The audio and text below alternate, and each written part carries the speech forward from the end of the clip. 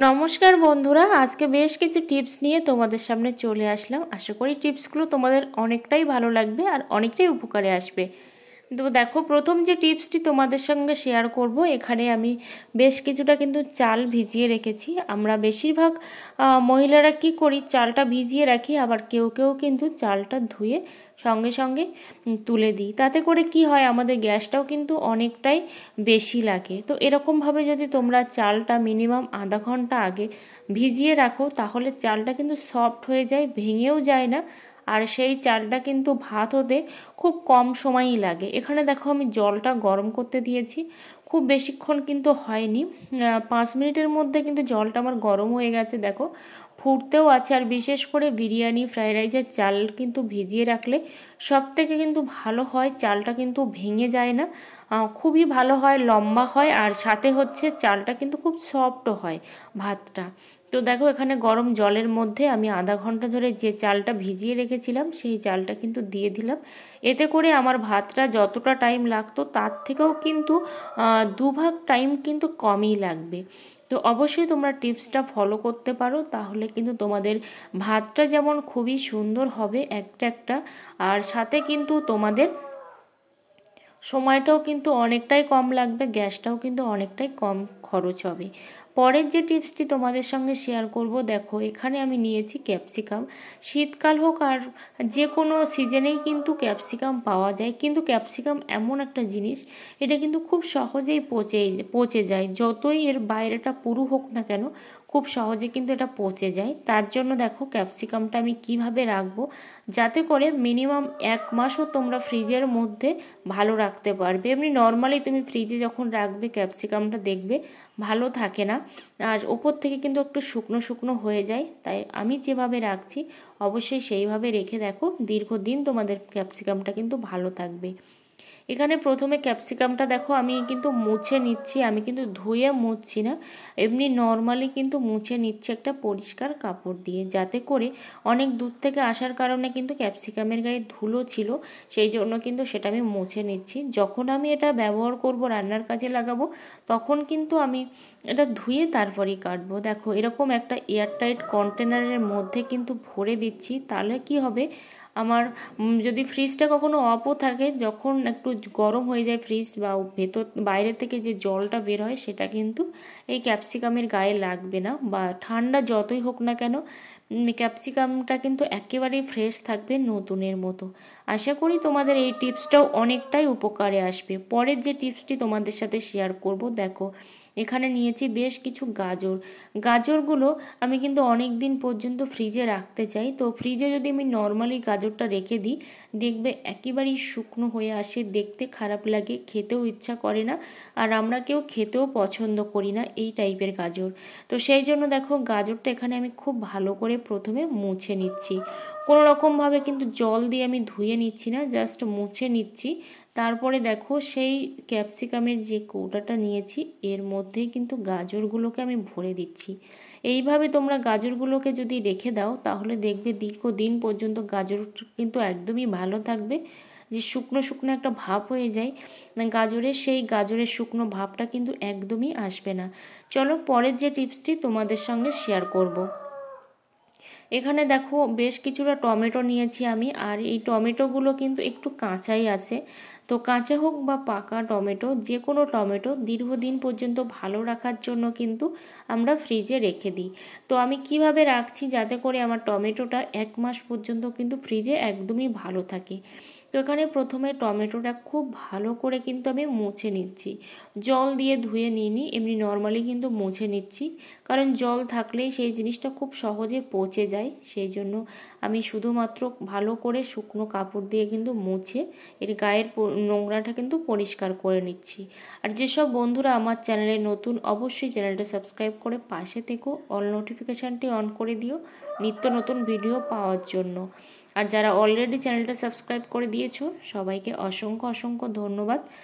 তো দেখো, আমি কিন্তু টমেটোগুলো সবটাই কিন্তু মুছে নিয়েছি এখানে।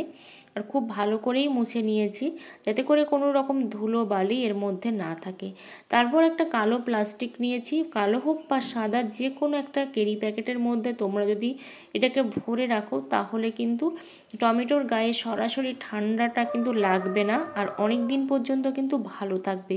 এমনি নর্মালি তোমরা যদি ফ্রিজের মধ্যে ফেলে রাখো সেই টমেটো কিন্তু বেশি দিন লং লাস্টিং হয় না, সেটা কিন্তু নষ্ট হয়ে যায়, কেমন একটা হয়ে যায়। তাই অবশ্যই এইভাবে তোমরা রেখে দিতে পারো, তাহলে অনেক দিন পর্যন্ত কিন্তু টমেটোগুলো ভালো থাকবে। পরের যে টিপসটি তোমাদের সঙ্গে শেয়ার করব, এখানে দেখো বেশ কিছু কিন্তু আমি এখানে মটরশুঁটি নিয়েছি, আর মটরশুঁটিটা আমি ছাড়িয়েই রেখেছি, কারণ মটরশুঁটি ছাড়িয়ে রাখলে তবেই কিন্তু ভালো থাকে। খোসা সমেত কিন্তু মটরশুঁটি বেশি দিন থাকে না, নষ্ট হয়ে যায় খুব সহজেই। সেই জন্য এখানে মটরশুঁটিটা আমি প্রথমে ছাড়িয়ে নিয়েছি। এটাকে তোমরা চাইলে কিন্তু অনেক দিন, 1 বছর পর্যন্ত কিন্তু তোমরা স্টোর করতে পারো, কিন্তু সেটা অন্যভাবে স্টোর করতে হয়। যখন বেশি দিনের জন্য স্টোর করা হয় অন্যভাবেই করতে হয়, কিন্তু আমি এখানে শুধুমাত্র বেশ কিছুদিন, 15-20 দিন কিংবা 1 মাসের মতো স্টোর করে তোমাদেরকে দেখাবো। তার জন্য এখানে একটা এয়ারটাইট কন্টেনার নিয়েছি। দেখো এই এয়ারটাইট কন্টেনারের মধ্যে কিন্তু মটরশুঁটিগুলোকে আমি দিয়ে দেব। আমার যতটা পরিমাণে রান্নার কাজে দরকার সেটুকু রেখে বাকিটা কিন্তু আমি এই কন্টেনারের মধ্যে দিয়ে দেব।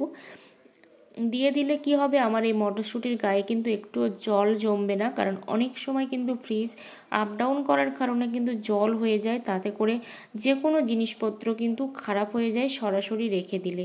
পরের যে টিপসটি তোমাদের সঙ্গে শেয়ার করব, এখানে দেখো বাঁধাকপিটা কেটে রেখেছি আমি। আর এখন কর্মব্যস্ততার যুগে কিন্তু যে কোনো কাজ যদি আগে থেকে এগিয়ে রাখা যায়, বিশেষ করে রান্নাঘরের কাজ, তাহলে কিন্তু আমাদের অনেকটাই সুবিধা হয়। আমরা খুব তাড়াতাড়ি কিন্তু রান্নাটা সেরে ফেলতে পারি। তার জন্য এখানে প্রথমে আমি বাঁধাকপিটা কেটে দেখো এরকম একটা ক্যারি প্যাকেটের মধ্যে রেখে দিয়েছি। আর এটা কিন্তু আমি বেশি দিন রাখবো না, 1 থেকে 2 দিনের জন্যই রেখেছি। আর একদম ধুয়ে রাখা যাবে না, তাহলে কিন্তু এটা ভালো থাকে না। তো আমি কিন্তু জাস্ট কেটেছি, কেটেই কিন্তু এর মধ্যে ভালো করে রেখে প্লাস্টিকের মধ্যে একটা গিঁট দিয়ে দিয়েছি, যাতে করে জল না জমে। পরের যে টিপসটি তোমাদের সঙ্গে শেয়ার করব, এখানে দেখো নতুন আলু নিয়েছি 4টে। আর এখন তো নতুন আলুর সময়, নতুন আলু যদি বটি দিয়ে ছুরি দিয়ে কাটা হয় তাহলে কিন্তু আলুগুলো খুব ভালো করে ছাড়ানোও হয় না, আর সাথে কিন্তু আলুর যে খোসা সেটা কিন্তু বেশি করে উঠে যায়, আলুটা কিন্তু আমাদের অনেকটাই নষ্ট হয়ে যায়। তার জন্য দেখো এখানে একটা নিয়েছি গ্রেটার, আর গ্রেটারের সাহায্যে কিন্তু আমি খুব সহজে আলু ছাড়িয়ে দেখাবো। দেখো গ্রেটারটা কিন্তু এইভাবে উল্টো দিকে কিন্তু আমি দিয়ে দিচ্ছি, দেখতে পাচ্ছ। একদম সহজেই কিন্তু তোমরা আলুগুলোকে ছাড়িয়ে নিতে পারবে, তোমাদের পছন্দ অনুযায়ী তোমরাগুলো কিন্তু আলুগুলোকে এইভাবে ভালো করে ছাড়িয়ে নিতে পারবে। কিন্তু জোরে ঘষা দেবে না, জোরে ঘষা দিলে কিন্তু আলুটা মানে ছাল উঠে যাবে, যে ছালটা মানে আমরা যে সাদা অংশটা সেটা কিন্তু বেরিয়ে যাবে। তো সেই জন্য হাতে করে এইভাবেই করবে। আমার হাতের দিকে খেয়াল করে দেখো আমি কিভাবে করছি, আর খুব সহজে কিন্তু এইগুলো করতে পারবে, আলুর খোসাগুলো ছাড়াতে পারবে। তো আশা করি তোমাদের টিপসটি অনেক কাজে লাগবে, আর যদি কাজে লেগে থাকে অবশ্যই কিন্তু তোমরা বাড়িতে ট্রাই করো। তো দেখো এইভাবে কিন্তু আমি আলুগুলো ছাড়াচ্ছি, অনেকটা কম সময়ের মধ্যে তোমরা ছাড়িয়ে ফেলতে পারবে। তারপরে দেখো এই যে গ্রেটারের যে মাথার দিকে যে একটু ধার ধার মতো অংশ থাকে, একটু ধার থাকে, সেটাও কিন্তু এরকম করে তোমরা লম্বা করে কিন্তু নিয়েও ছাড়াতে পারবে। তোমরা 2 রকমভাবে কিন্তু আলুগুলোকে ছাড়িয়ে নিতে পারবে, দা, বটি, ছুরি, কাঁচি এগুলো ছাড়াই। তো দেখো আমি কিন্তু আলুগুলোকে ভালো করে কিন্তু খোসা তুলে নিলাম। তারপর এবার আলুগুলোকে কেটে আমি যেভাবে সেদ্ধ করতে দেব, দেখো আলু তো আমরা অনেক রকমভাবেই সেদ্ধ করি, কিন্তু এখানে আমি প্রথমে প্রেসার কুকারে আলুটা দিয়ে দিলাম, যাতে করে গ্যাসের খরচটা অনেকটাই কমে। এটা যদি আমি গ্যাসে নর্মালি যেমনভাবে দেওয়া হয় পাত্রে সেইভাবে দিই, তাহলে গ্যাসের খরচাটা কিন্তু একটু বেড়েই যায়। তো সেই তুলনায় যদি আমরা প্রেসার কুকারের মধ্যে আলুটা সেদ্ধ করতে দিই তাহলে কিন্তু অনেকটাই গ্যাস খরচা কমে যায়, আর অনেক তাড়াতাড়ি কিন্তু আলুটা সেদ্ধ হয়ে যায়। তারপর দিয়ে দিচ্ছি আলুর মধ্যে লবণ, যেহেতু আমি একেবারে ধুয়ে পরিষ্কার করেই দিয়েছি, এটা কিন্তু আর সেকেন্ড টাইম ধোবো না, সেই জন্য কিন্তু লবণটাও দিয়ে দিলাম আলুর মধ্যে। তাহলে আলুটা সেদ্ধ হওয়ার সময় লবণটা কিন্তু আলুর মধ্যে খুব ভালোভাবে ঢুকে যাবে। তাহলে যেসব আলু আমরা বাচ্চাদেরকে খেতে দিই, সেদ্ধ আলু, সেগুলোও কিন্তু বাচ্চারাও ভালোভাবে খেতে পারবে, কিংবা বিরিয়ানির জন্য অথবা আলুর দমের জন্য কিন্তু পারফেক্ট আলু সেদ্ধ হয়ে যাবে। পরের যে টিপসটি তোমাদের সঙ্গে শেয়ার করব, দেখো এখানে আমি কিন্তু প্রেশার কুকারটা নামিয়ে নিলাম, আলুটা সেদ্ধ করতে দিয়েছিলাম। তো তারপর সঙ্গে সঙ্গে কিন্তু আমি প্রেশার কুকারটা খুলবো, দুটো সিটি পড়ার সঙ্গে সঙ্গে। না হলে যদি আমি প্রেশার কুকারটা নর্মালভাবে খুলতে যাই, ততক্ষণে কিন্তু আমার আলুটা একেবারেই সেদ্ধ হয়ে যাবে। সেই জন্য এখানে দেখো একটা খুন্তি নিয়েছি, তোমরা চামচ, হাতা, যে কোনো কিছু একটা নিয়ে নিতে পারো। সেটা দিয়ে দেখো এইভাবে অল্প অল্প করে ধরে কিন্তু আমি ভাপটা বের করে দিচ্ছি। তো এইভাবে কিন্তু তোমরা 10 থেকে 15 সেকেন্ডের মধ্যেই প্রেশার কুকারের ঢাকনাটা কিন্তু খুলতে পারবে। তাহলে ভেতরের যে কোনো জিনিস কিন্তু তোমরা সহজেই বের করে নিতে পারবে, হাতে যদি টাইম না কম থাকে। আর আমি যেহেতু এই আলুটা একেবারেই কম সেদ্ধ করব, তার জন্যই কিন্তু সঙ্গে সঙ্গে ঢাকনাটা আমি খুলে নিলাম। না হলে কিন্তু এই গরম জলের মধ্যে আলুটা কিন্তু আরও বেশি সেদ্ধ হয়ে যাবে।